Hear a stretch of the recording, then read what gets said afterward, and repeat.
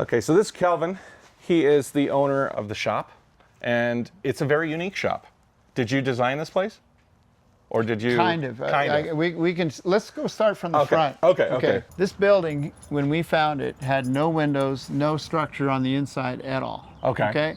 So even the vestibule, I had to negotiate with the landlord because she wanted a flat door across the front. And the guy, John Saucony, who built this out, a very artistic and capable guy, he did all the build out and he did the design. So if we gave the proper credit. He wanted a vestibule. And he refused to go to the meeting with the landlord because he said I wouldn't be on my best behavior. But what came out of this is, okay, the sign, that metal. Yeah. That's made by a guy named Dave, who John met at another job, and his company is the Tao of Metal. The Tao of Metal. The Tao of Metal. He asked me when I needed that done. I said yesterday, and he came the next day with one guy and put this thing up. Whoa. And he did that on a plasma cutter. Yep. Okay? This floor is called FLOR, F-L-O-R. Okay, on a snowy day, John and I went up and looked at this stuff. And what it is 4 sticky dots, peel and stick. Okay, the green is you only live twice. It's recycled floor material. Okay? Yeah. Okay, and then it's like Velcro. Almost. And then the black is called favorite jeans. Why? You only live once, and favorite jeans. You see the copper thread like you'd have in a pair of jeans. Yeah. Okay. So this is called favorite jeans. Okay.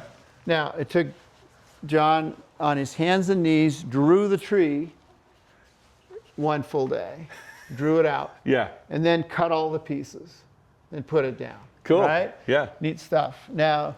And what we did, I mean, the success of this idea is I can talk about it because I didn't do it. Yeah. And so what we did is let John do what he wanted. Yeah. Okay. Now the curved wall. Yeah, okay? which is super cool. And then if you look at the ceiling, the wavy ceiling. Yeah. These are segments put up by 3 guys because after John started the work, he thought he needed to show me this drawing of the ceiling. Yeah. And it really makes this thing feel great. This was done in 2010, and we're standing here 15 years later, and it's still stylish. It doesn't it doesn't feel like we should do it again. Right. At that time, there was a lot of the Starbucks wood around, and he thought that lighter birchwood color was past. Okay. So it was his idea to go with this mahogany in the dark. Yeah. And that was front row at the time. Even the screws. You see the screws with the washers? Yeah. You pick those out. Cool. Right? And what's that, cardboard? This is cardboard. Now, cardboard? Not only is it cardboard, but okay, so this is polycarb. Yeah, I know this. And it's used in vans sometimes. And it's sanded to give it the opaque look. Yeah. Instead of being clear. Okay, this was done on John's table saw. He called me on the phone and said, do you have any cardboard? Now, when we were looking at this floor, we were in a store in Denver that had cardboard chairs. Now, in our recumbent shop, we don't have a problem with a place to sit, right? Right. So but he couldn't get that off his mind. So he was revisiting the cardboard thing. These are Rand's recumbent boxes, and Rand's was a 2-wheeled recumbent company for many years. Yeah. And we had Rand's boxes. Lots of boxes. So these were Rand's recumbent boxes ripped on a table saw. Yeah, and layered three thick. And put in there. So that's the story of that. Okay. Every bike or trike has a story. Like Milan took that up to the top of Pikes Peak, right? This is the very bike he took to the top of Pikes Peak. Yeah, that's wild. So that's, a kick bike. Over here is a Hanebrink, which is the first fat tire bike. That's 1994. Whoa. There were no fat tire stuff coming out of Minnesota at that time. So those are ATV tires, shaved. And grooved. Okay?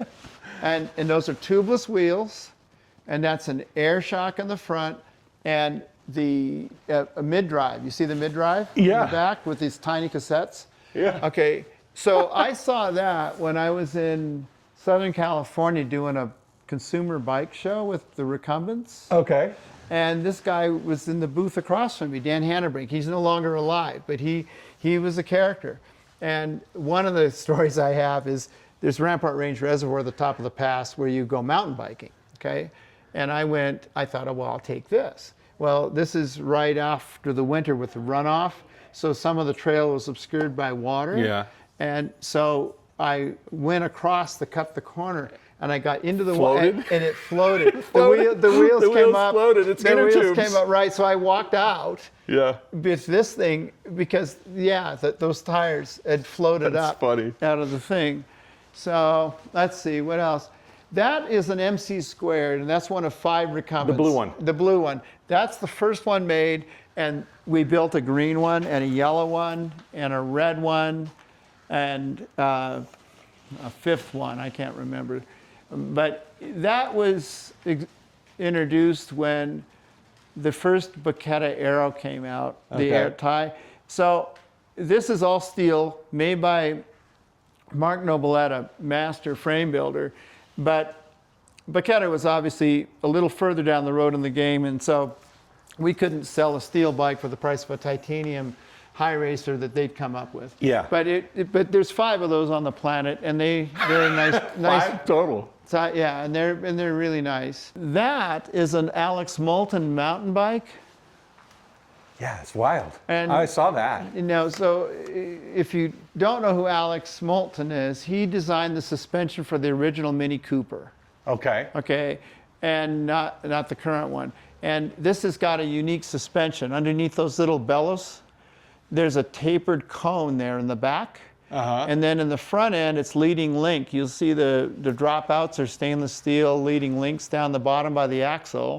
And then it's got a coil spring up in the head tube. I see what you're saying. Right? Yeah. And then you see the frame is a birdcage frame. It's a space frame, which is 2.5 times more rigid than regular frame tubes.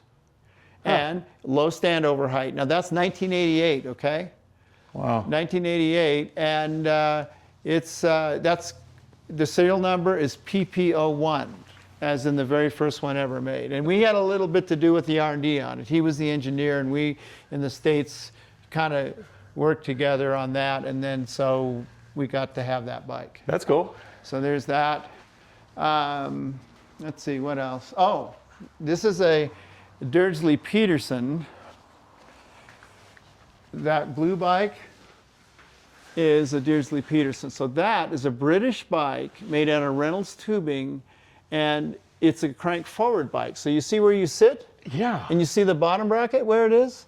Now, you know, we think in these days of the Rand's crank forward bikes in general. This existed in 1890. So if you wanted the coolest bike in 1890, you'd buy one of these, okay? Yeah. So, but this is a modern replica, right, with modern componentry and all that stuff. But the premise is the same. Yeah, and then you see how the handlebar is up higher and all that. Now, that's a leather seat, and you see the cable going down to the bottom. Tensioning it, it's like a saddle. And then you see how like a hammock. And the tubes go up, and you see where they intersect, where the brake bridge is. Okay, that's not welded.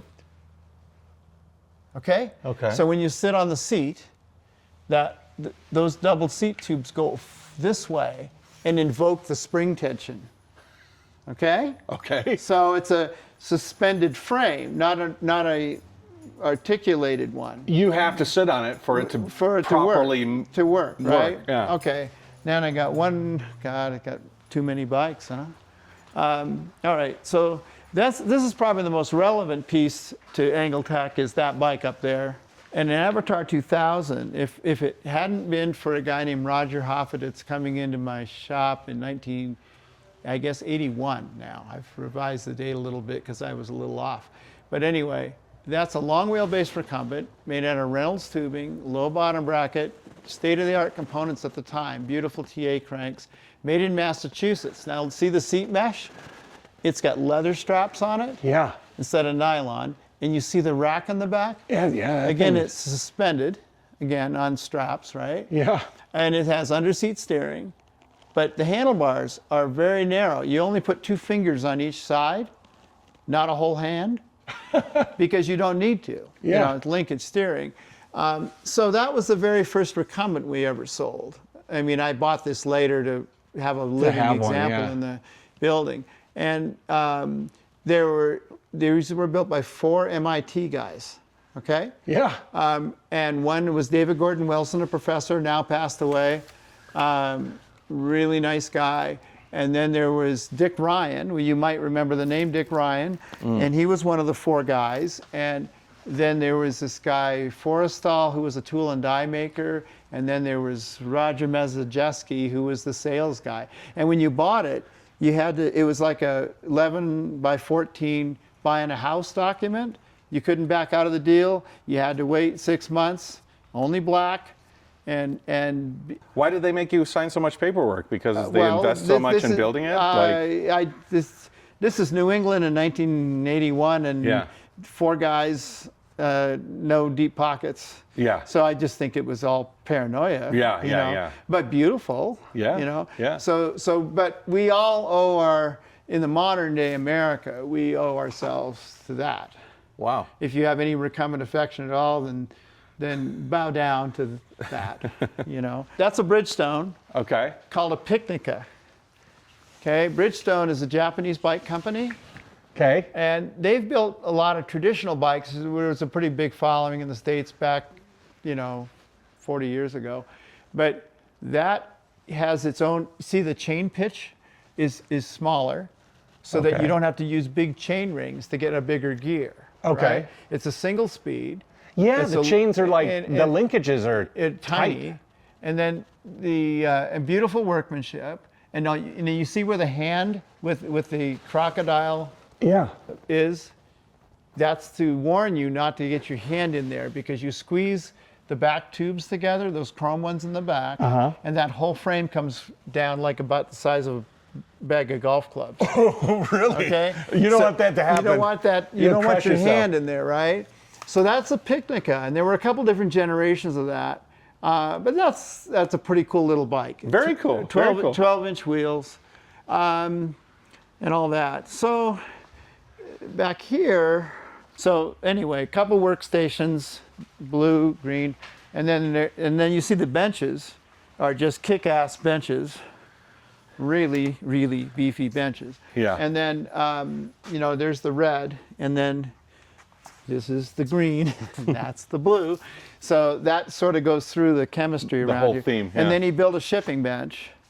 So that's a shipping bench that's on casters that lock. Yep. If we need to ship something out that back door and do it all on the bench, then we can move it all out there. Cool. Very cool. Very well. Thank you for showing me around. Yeah.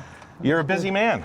Yeah. You're on that phone all the time. Boom, boom, boom. Oh, yeah. Making things happen. Yep. Very cool. Very cool. Well, be. Thanks. Okay. It's been fun. We're going to go get some ice cream or something. Hang with the young people of the earth. The youngins. And then we're going to be together in the morning, I guess, for a bit. For a bit of a coffee, and then I'm off. That's great. Well, thank you so much. Enjoy your time. Yeah. Yeah. All right, have fun. Angletech. It's full of history.